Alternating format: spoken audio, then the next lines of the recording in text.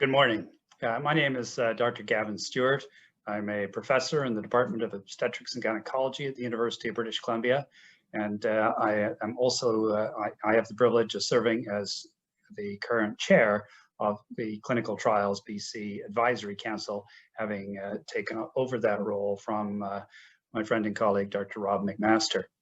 I am also very pleased to serve as the moderator of this opening session with our keynote speaker. And in that context, I'm very pleased to introduce my friend and colleague, Alan Hackshaw. Alan is the current Deputy Director of the Cancer Research UK and Clinical Trials Centre at University College London. He is also a Professor of Epidemiology and Medical Statistics at University College London. He is an accomplished biostatistician and clinical trialist, having published nearly 200 peer-reviewed publications, and has also written several textbooks and other dissertations on the conduct of clinical trials at a multi-phase level. And in that context, I'm extremely pleased that Alan has agreed to participate in our conference this year, even though he's not able to join us in beautiful Vancouver. I think that was something he was looking forward to initially. But Alan, thank you very much for agreeing to participate virtually, and we very much look forward to your presentation. And with that, I'll ask you to proceed. Thank you. A very happy new year to you all. I'm delighted to give the opening talk to your conference. I was so looking forward to visiting Vancouver again. It's one of my favourite places on the planet. And a huge thanks to Gavin Stewart for inviting me, who I've worked with over the past year or so. The title of my talk is actually the same title as your conference. I think many things are coming ahead in clinical trials, many exciting, and I hope to give you a flavour of that today during my talk. Here are my disclosures, and the items I'm going to cover. They cover a bit of technologies, but they're a bit separate as well, and I'm going to end on looking at the effects of how patients should be involved more frequently and more often up front when trials are being developed and trial treatments are being developed. I'm going to turn my video off now because it sort of takes up part of the space of the screen, but then I'll intermittently come in and out, but you'll hear my voice as we go through. As a bit of background, let's consider some of the key challenges to modern trials that we so often see.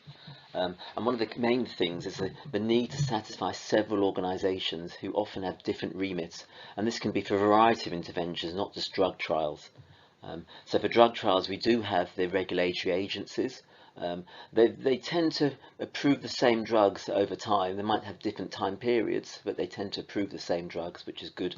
One of the major challenges are health technology assessment agencies, so payers, reimbursement agencies, and here they can differ quite substantially between different countries. And you'll be familiar with the ones in your own country, as well as NICE is in my own place. We also have guideline authors, and these tend to be health professionals, oncologists, if you're looking at oncology, which is my field, and they have to be satisfied that the thing works. And last but not least, are patients and the treating clinicians, the ones where new therapies are actually aimed at. A well-known challenge to modern trials is the cost of running them. JAMA did a review several years ago of all FDA-approved drugs, 138 trials, and the estimated median cost was about $19 million. I think it's probably a bit higher than that, actually. Notice that they estimated the costs. But as you can see, for some trials, these are cardiovascular disease, this cost can be huge. For cancer, I think they're typically around $50 to $100 million for the big seminal phase 3 trials. And here are some other examples of challenges for contemporary trials. Many don't meet their recruitment target or the number of primary events. Too many eligibility criteria, so the patients that go into them are just too restrictive and not representative of the real world, which is where the concept of real world data comes from, to try and overcome some of those issues of clinical trials. Too much data collected. Many of us think that the more we collect, the better it is, without remembering there are people have to collect that data, enter it, and then analyze it. Long duration of trials, particularly of chronic disorders, but also as people are living long with advanced disease, we want to look at the long and short-term side effects of those new therapies. Difficult to see rare safety signals or uncommon side effects in small trials, even if there are a few hundred or a couple of thousand patients, and finding good biomarkers with more molecular testing for more diseases, particularly cancer. We're looking to target patient subgroups where we can increase the chance of finding an effective therapy. And finally, not knowing when to treat patients. Something like Alzheimer's, for example, some of the trials failed because patients had too advanced disease, and it looks like if you treat them earlier, that's where the new era of treatments might look more effective. So the first thing I'm going to cover is digitization or technologies. And there's going to be goals for patients, where it's going to be easier for them to take part in the trial, where we give them information online or via some perhaps even animations, e-consent rather than paper, and we keep them engaged by contacting them more frequently, perhaps via their mobile phone or a notepad, and keep them up to date. And an issue in some trials, particularly long follow-up, is that patients lose interest. They don't have any information about that study apart from their 6 monthly or monthly contact with their clinician. But by doing this through their mobile phone, for example, we hope that can keep them more interested and engaged up front and throughout the cell study. There's also the goals for the institutions, where it's going to be easier to identify patients for trials, easier for sites to run trials, and also easier for the central trials unit to run trials. And all of those together should hopefully reduce costs, and hopefully we can run high quality studies. Missing data is a common issue in many trials, and if we can digitize a lot of that, that will overcome that common issue. Adherence to trial treatments is a particular issue in clinical trials, particularly when the treatments involve drugs or combinations of drugs. There are various reasons why patients stop treatment early. Symptoms of the disease gets worse, side effects, or reasonable reasons why they come off, or they just decide they just don't want to continue anymore in a few cases. The impact, however, can be quite large in terms of patient loss to follow-up, and then also the efficacy, because if patients come off early, then the total efficacy results might not be so good as before. And so we want to find clever ways of measuring adherence. Bringing back pills to the doctor often doesn't work. So if we can do that in real time, perhaps via an app or some software directly with patients, we might get a better idea of why that is. There are several apps and software out there. Here is one example from a company called Navio that my trials unit has been working with recently. Like other apps, it has an interface for the patient, so you can see here's a list of the treatments that's coming up for them, and another interface for the hospital. Cancer patients, for example, are typically aged around 70s or more, and years ago may not have been very IT savvy, but more and more now use mobile phones. The key to success, though, is a very easy interface. Here is how these kinds of apps should work. The hospital will register trial patients after they consented to the trial and to using the app. Thereafter, there's constant communication between them, and software can regularly upload data to the central trials database. Once a patient starts their treatment and follow-up, again there's constant communication between the two. The app can also trigger reminders to patients who when to take medications and for clinic visits. And we can see that with longer follow-up required for many trials, which is expensive to do, apps might be an ideal way of doing this efficiently. There's much research in this field. In my trial centre, we're looking to see whether this app can significantly reduce missing quality of life data. The obvious benefit is that patients don't need to hang around in clinic to fill in paper, quality of life forms, and instead do it in the comfort of their own home with automated reminders. So, do patients benefit directly? Well, the answer seems to be yes. In this example, patients were randomized to use an app at home to report symptoms or via usual methods, for example, clinic visits or telephone calls. And this led to better quality of life and better chemotherapy adherence into those who are using the app. and these were in cancer patients. Do trials units benefit? And the answer seems to be yes. Here, patients undergoing weight loss interventions were randomized either to enter data directly via a tablet or by the usual paper case report forms. Patients took on average 5 minutes less per CRF, which may not sound like very much, but if you add up loads of CRFs over time, this is a big saving and should ensure less missing data for the trial center. Remote data entry has already started and will be the future.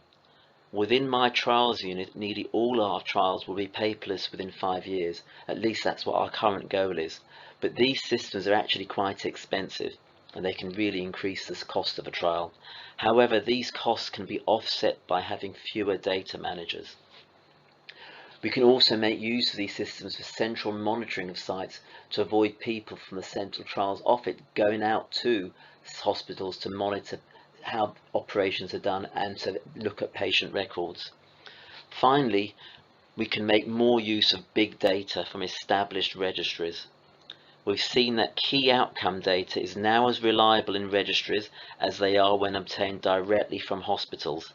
Then let's collect it electronically and reduce the burden of running trials in hospitals so they can focus on trial recruitment, identifying eligible patients, helping patients with any queries they have, and helping to maintain follow-up. My second topic is artificial intelligence. Although there's a view that it's going to take over the world and make us all become slaves, there are some nearer term goals in terms of making it useful for looking at and interpreting clinical trials, which I think is going to become quite valuable. In fact, I mentioned AI is going to be an alternative way of analysing trials for the last few years. So let's have a look at this diagram. I'm going to give some examples over the next few slides. And in this diagram is a straightforward example of a new therapy. It happens to be something for cancer. You look at the Kaplan-Meier curves, and then you go straight to the hazard ratio, which here is 0.42, and that's what we've been doing for decades. Although that diagram looks relatively simple, let's go back a step and see what's behind it. Each trial arm has many patients, each patient with lots of data collected on and from them. So age, sex, tumour characteristics, blood measurements. And what do we do with all of this data? We turn it into a handful of numbers. I still find it amazing after 30 years in research that we do this extent of data reduction, but this is merely because our brains cannot cope with anything more. Current methods of analyses are okay and have been good enough, but not always brilliant. AI has the potential to provide alternative methods that can cope with many factors, especially multiple exploratory biomarkers. Subgroup analyses has been the bane of many investigators' lives and are actually quite crudely done, each one analysed separately. The hope is that AI can make sense of multiple factors simultaneously. A key use is whether AI can find groups of patients who do not benefit from a new therapy. Current subgroup analysis methods tend to be quite unreliable. So how else can we use AI? Well, about 15 to 20% of cancer patients in the UK go into clinical trials, and only about 5% in the US. Although patients decline, a major reason is that many patients are not even approached in the first place. This is not surprising given how busy clinicians and research nurses are. And if you think about trials of rare disorders, it can be quite easy to forget the trial is there over the course of a year. So here are some examples where AI has been used to help trial recruitment. Although still being evaluated, it appears to have potential value to researchers. In this one example, an investigator for a biomarker-directed trial, recruitment would have taken 6 months to identify just 23 eligible patients, but the application of AI would have identified 58 within 10 minutes. And here are two more examples, one at the Mayo Clinic where breast cancer recruitment recruitment increased, and another one where again the time to screening was much less, and importantly the number of ineligible patients was automatically excluded in quite a large number.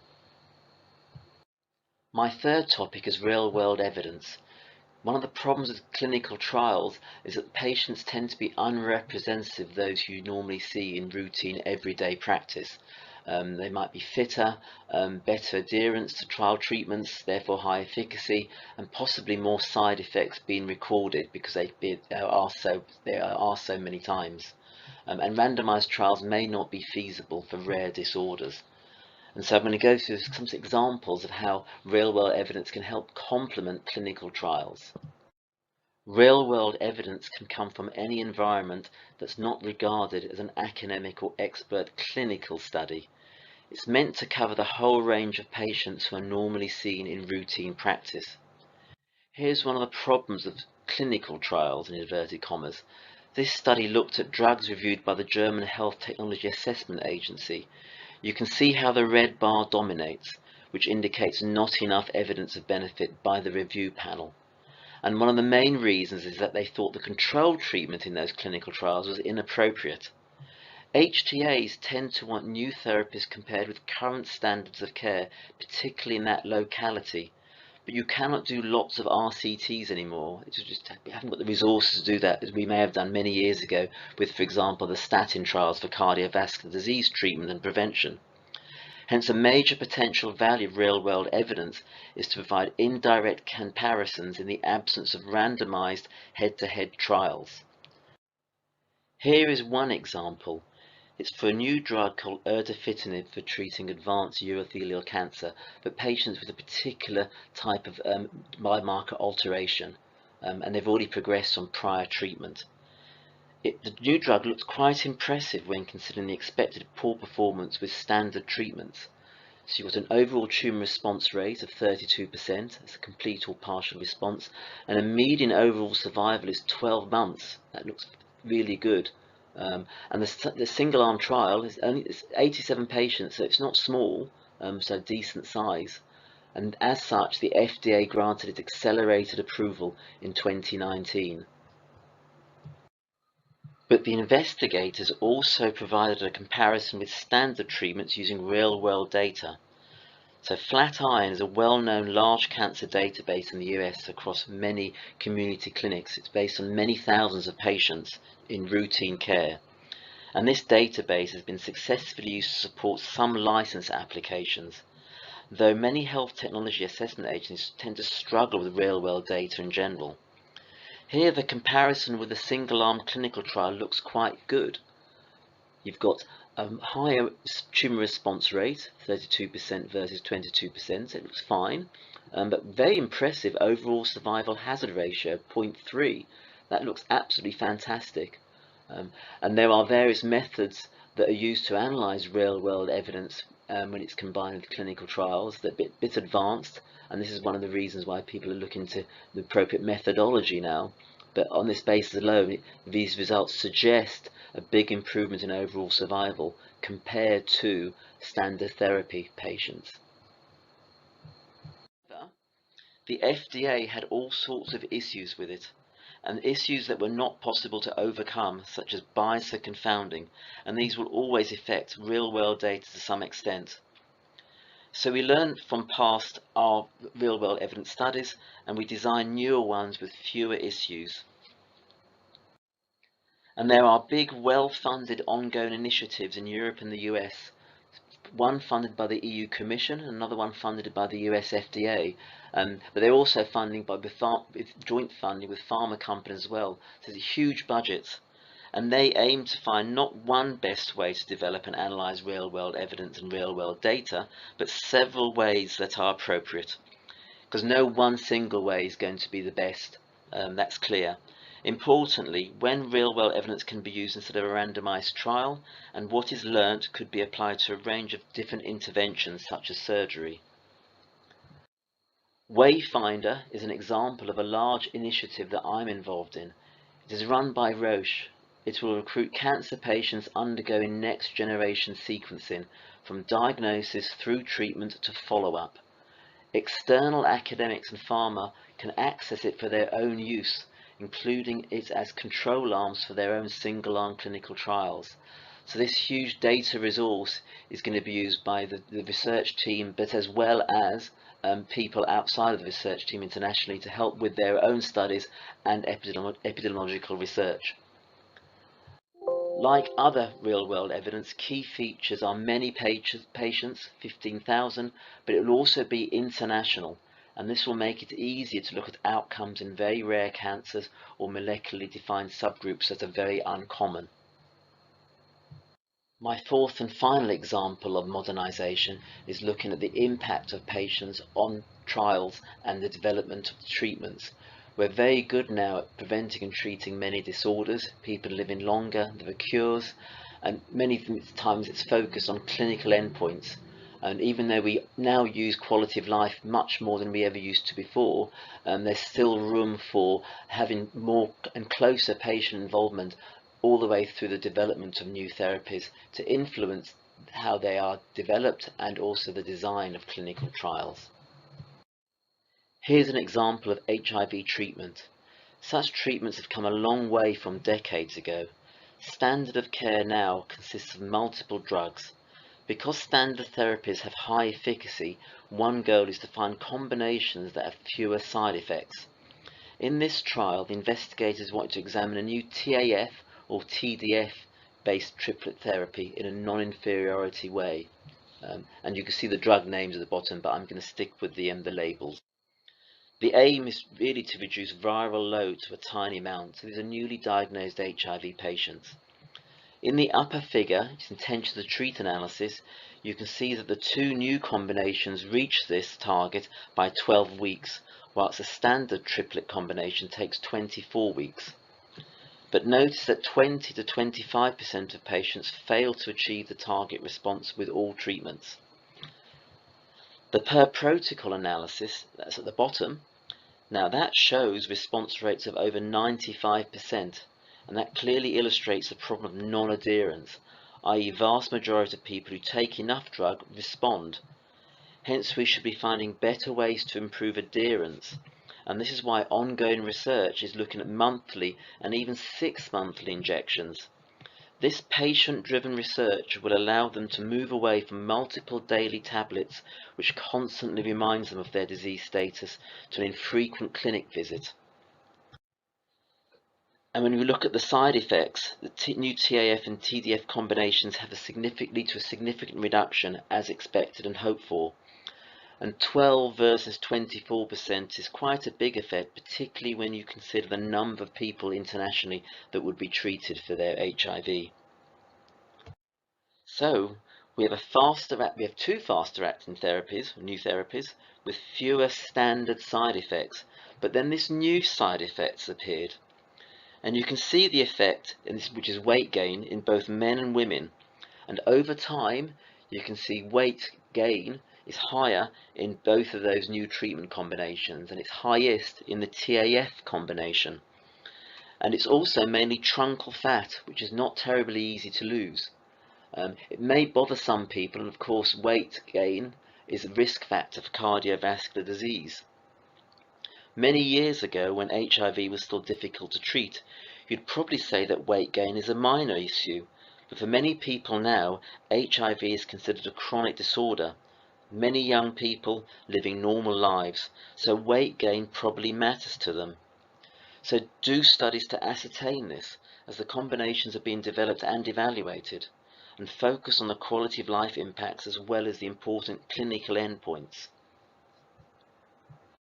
So here's my summary. Technology has grown at a fast rate, huge investment particularly from the private sector. So we should take advantage of the variety of products out there and make them work to make trials more successful, cheaper and easier to run. Better patient engagement can only be a good thing. I reviewed big grant applications for the European Commission, multiple million euros each, and the past couple of years there have been major applications on apps and software. They can help with clinical trials but also routine management. But we want to have pragmatic trials so the combination makes sense. And anything that keeps patients engaged for the whole trial process, again, can only be a good thing for them and also for people running trials. Artificial intelligence is a sexy topic with ever-growing interest. Still a relatively niche field, but already with huge investment. It will be used in a diagnostic pathway for diseases, which means the data could be transferred directly to clinical trials databases to help with recruitment and data collection. So the two are going to be merging together, I hope. Real-world evidence is here to stay, and although some people think it may overtake RCTs, the fundamental design and issues of real-world evidence means that RCTs, especially of common disorders, will remain in place. Certainly I think so. The problem is that real-world evidence, real-world data can give the wrong answer. And as I said before, this is what makes health technology assessment agencies jittery when they're basing decisions on launching products and intervention into routine practice based only on real-world data and not randomized evidence. Closer patient involvement sounds obvious, but still not done enough in some fields. Health technology assessments are influenced by patient groups, so it makes sense that patients should be involved in creating new therapies and combinations and involved in the whole trial process. So I hope you found this interesting. You clearly will have your own ideas and other plans in how trials are going to be modernised in your own area in Vancouver and British Columbia, and I hope they lead to even more exciting trials and collaborative work. Thank you.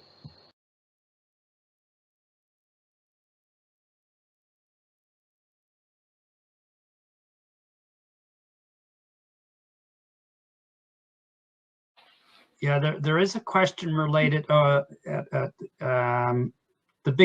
are the biggest impediments to a vision, the vision that you were outlining? I believe is the question. The biggest impediment is just, you'd all have guessed it, is money, the financing of things. So many of you work in clinical trials, so these modern systems for things like remote data entry, they are actually quite expensive, and we are just coming to terms with that. Again, those of you involved in running trials yourself, things like trial master files, our aim is to make those all electronic, and those software for that are actually quite expensive. But there's a range of apps and software aimed at and for patients. The Navio one I showed you is just one example of several. And there's the EU, for example, is investing quite heavily in trying to evaluate these kinds of apps or software. But basically, it aims to improve patient lives, but it also aims to help patients within trials. So getting data from them directly. So quality of life is a key one. For many of the trials that I work in, getting quality of life data from patients on time can be a bit difficult. Patients often have to fill it in person in clinic. They have to hang around for about 45 minutes. Whereas if they can go home and enter it via an app, their mobile phone or a laptop or an iPad, it makes it much easier. It seems like there's fairly good evidence now that data is more complete. So I think the technologies are here to stay. There's all sorts of people and organizations creating different bits of technologies throughout the whole patient pathway within a clinical trial. So it'll be a case of you and me and the rest of us who work in trials to pick and choose which ones best suit us. I still can't see the question about the Navio. There's another question here, Alan, that's asking about if you could share your experience on how you sort of worked with hospital leadership to build clinical trial capacity building. It looks like you've been able to do a good job in that. And are there any secrets there? Yes, over the years we've tried. One of the key things is patient recruitment, particularly for rare disorders, whether it's rare cancers or otherwise.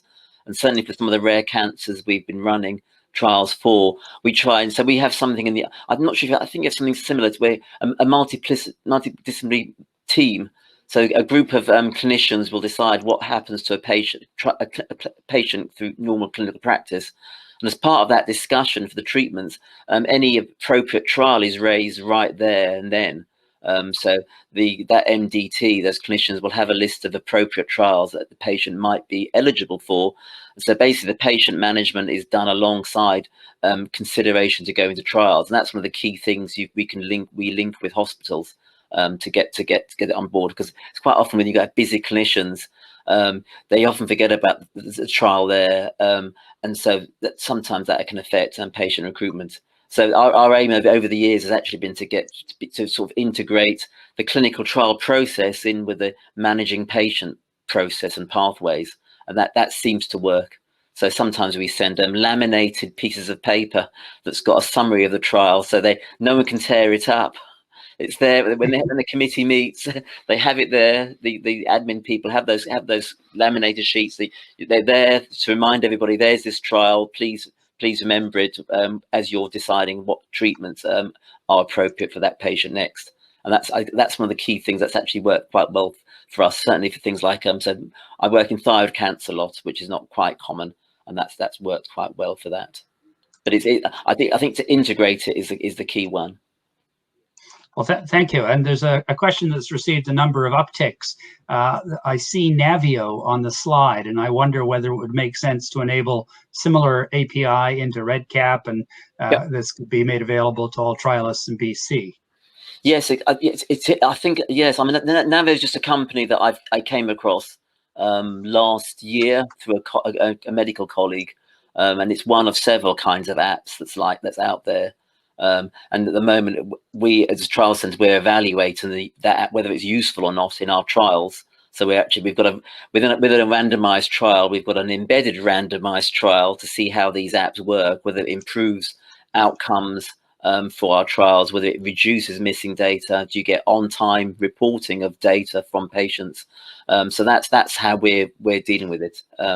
But I think in terms of free API, possibly, perhaps not at the very start, because the companies that tend to make these kinds of apps or software unfortunately have to make their money somehow as they're commercial entities, and perhaps over time they might make it free.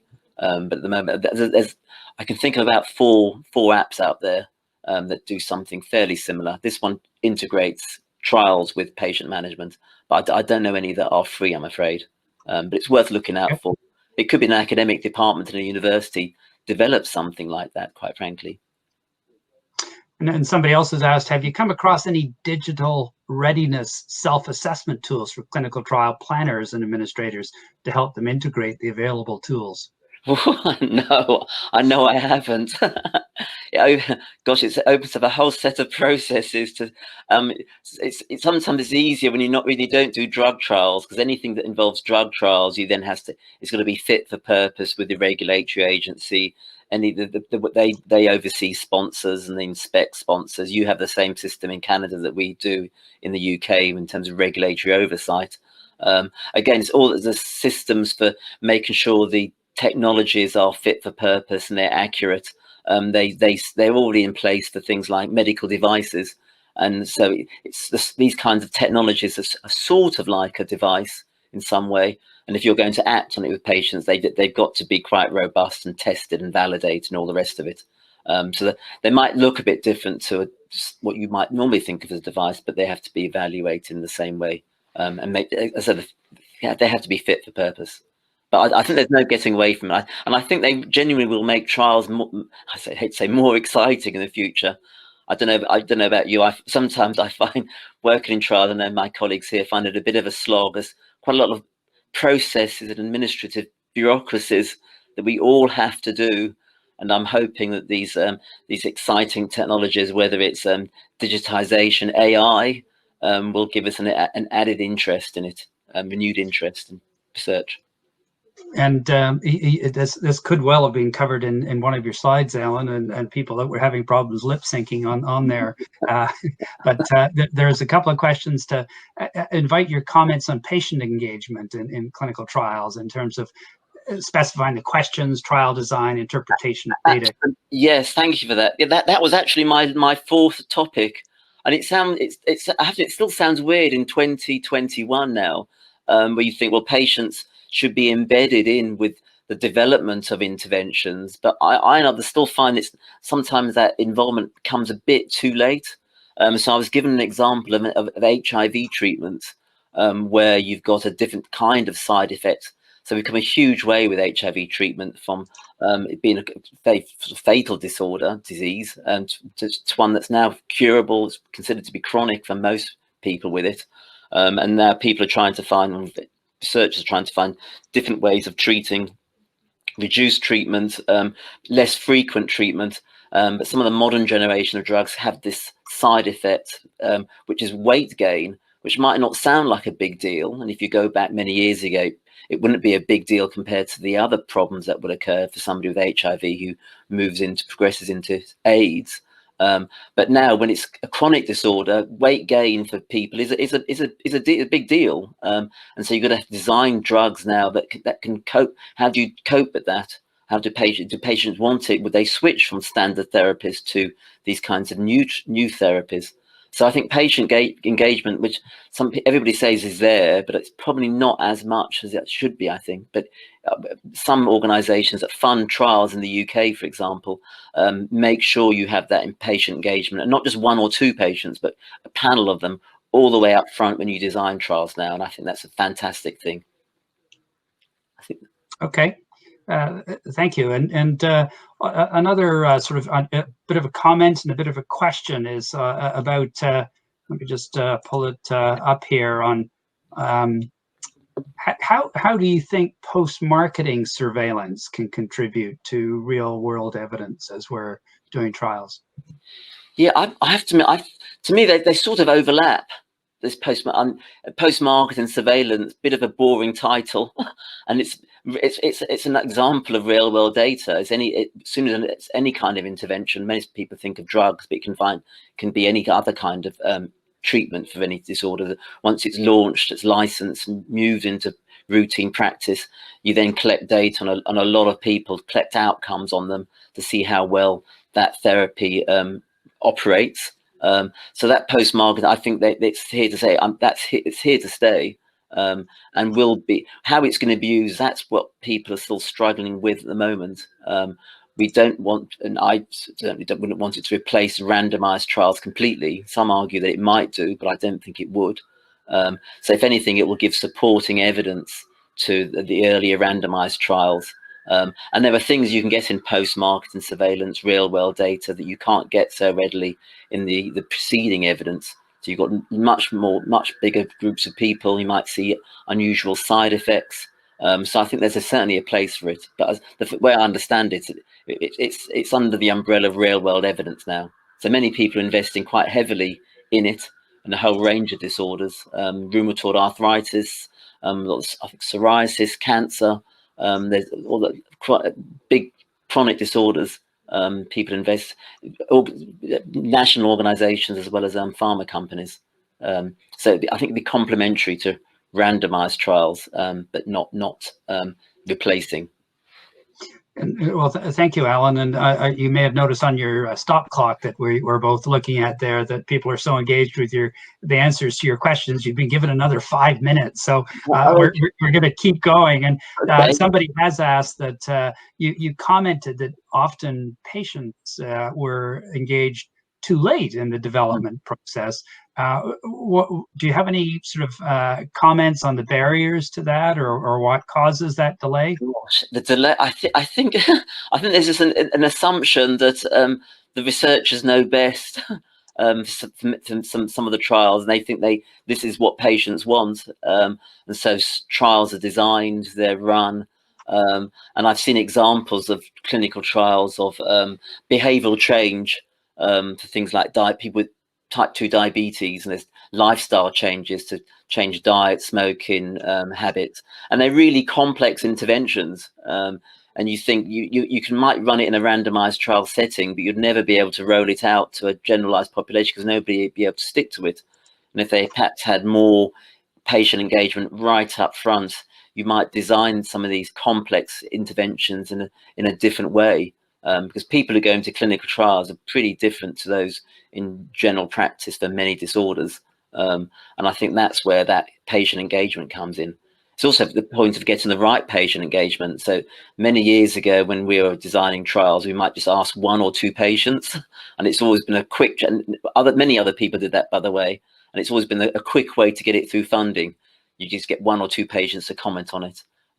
Some of our big funders in the UK have cottoned on to that, and they want to see evidence of patient panels, patient surveys as you design your trials to make sure, so not that 2 or 3 patients want that trial, but a survey of 50 or 100 has been done to say, yes, we want to see this trial. We would actually take part in it, and that then becomes part of our justification when we apply for funding. and it's sometimes a bit of a requirement. And I think it's a good thing. More patients you can get in a variety of backgrounds as well gives you a clear insight into how these things are going to run. Some patient, what was good if you link with patient charities, so specific patient disorders and charities for them. I personally find some of the best ways to get good engagement because they have a variety of patients, different walks of life. They've got an interest in research, and they can give you insights into the treatments, how the trial is going to run, that the clinicians, the researchers may not see so obviously as they design the study.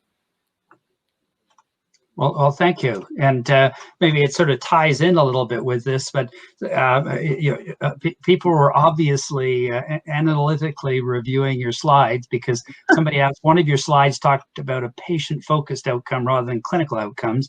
What have you found to be the most helpful action by clinician researchers and institutions in engaging patients to help determine those patient-focused outcomes? Hang on. Say that again. Oh, hang on. Is that the last question? I think so right now, yes. Oh, hang on. Let me have a look at it. It's quite a long. How do you? Oh, sorry. I'm trying to move up the. Trying to read the whole script. I think it was, yeah, sort of driving at getting clinician researchers and the institutions to have more emphasis on patient-focused outcomes. Yeah, I mean, it really is up to the research team to do it, and also part of the funder. If you get funding externally from large organisations, they sometimes have a requirement, or they really should be doing so now, quite frankly, forcing investigators to get that patient involvement up front. I mean, from all of our trials here that we run in the trials unit that I work, we have a patient panels so they look at sets of trials, not just one trial, and they come here. Well, they used to come here, not during the pandemic time, once or twice a year to review our trials, a bit like your data safety monitoring boards. So we've got something like that for patients to look at our trials to see how they're happy with how they're progressing. So there's clearly patient support out there. I think the investigators are quite clued up with it already. And I think that sometimes the trials unit can be the link between the patients and the clinicians and the clinical investigators that run trials across different hospitals. So I think the capacity is actually quite there, and they don't require much funding either, which is a good thing. And and it gets another good way to get patient panels together and to sort of oversee a group of trials. Certainly, if you're running trials as a part of a trials unit. I hope that's an excellent suggestion, and your comment about having a parallel to a data safety and monitoring committee with patients and partners or whatever is an excellent idea, and something that we should probably take away. They really enjoy it. I recall. I've got 1 minute. I recall a trial years ago, a surgical trial. It was for early glottic cancer, and it was surgery, which can be done. You're out the day later, or radiotherapy, where patients were coming in, I think 2 or 3 times a week for 6 weeks, and they were randomized between the two, and the patients automatically knew it was doomed for failure, but the investigators had no idea, because clearly when patients were faced with surgery, out the day later, that's it, versus continuous visits to the hospital. You've got to drive there or be driven there for many weeks. It was a no-brainer. The trial was an abysmal failure. It had wasted money setting up only because they didn't ask enough patients up front. What would you go into this trial? As simple as that. Luckily, that was an old trial, but we don't make those mistakes anymore. Well, I hope not. So I will wrap up then, Alan. And first, I would just apologize on behalf of all of us for the a bit more than glitches, I guess. But thank you for your patience and your commitment. Your presentation will be it is recorded and will be available to all participants. And I'm just delighted to have had the opportunity to interact with you again. And thank you very, very much on behalf of all of us. Thank you. I think I'm also on the live Q&A after this, by the way, so you can still send in questions if I'm correct. Come in. By all means. Thank you very much. Do that. Thank you, Gavin.